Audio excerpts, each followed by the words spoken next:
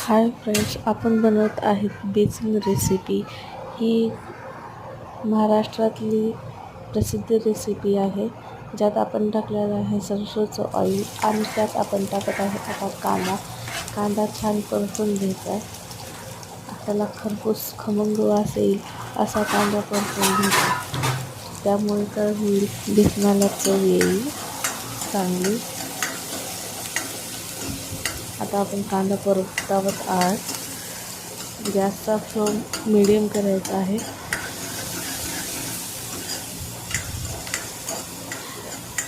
जवळपास मराठवाड्यात प्रत्येक घरात हे बेसन बनवलं जातं. तुमच्याकडे कसं बनवलं जातं ते आम्हाला कमेंटमध्ये नक्की सांगा.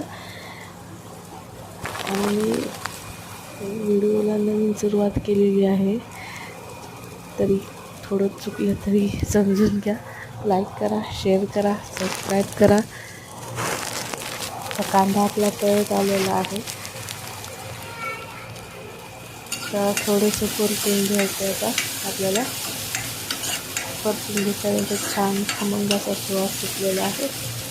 वा, मस्तच.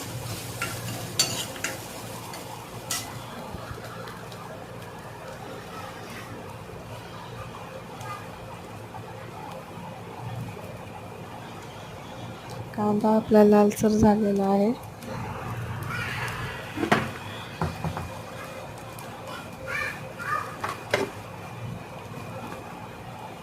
हा आपल्याला त्याच्यामध्ये थोडंसं हळदी आणि थोडंसं चवीनुसार मीठ टाकायचं आहे.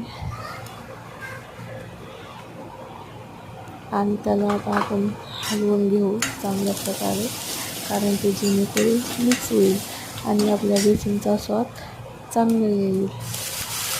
यासाठी त्यात आपण पाणी घालायचं आहे. आपल्याला जास्त पाणी नाही घालायचं, पण जेवढं आपल्याला बेसन करायचं आहे तेवढंच पाणी आपल्याला घालायचं आहे, त्याच्या गरजेपुरतंच. मला थोडं जास्त करायचं होतं, त्याच्यामुळे मी आणखीन थोडं ओतलेलं आहे. आता पाण्याला उकळी येईपर्यंत पाणी उकळून घ्यायचं. थंड पाण्यात कधी बेसन नाही टाकायचं. उकळवायला गरम पाण्यात बेसन टाकायचं, त्यामुळे बेसनची चवही छान लागते. आपल्या पाण्याला थोडे थोडे उकळी येत आहे. आता त्यात आपण हरी मिरची टाकू.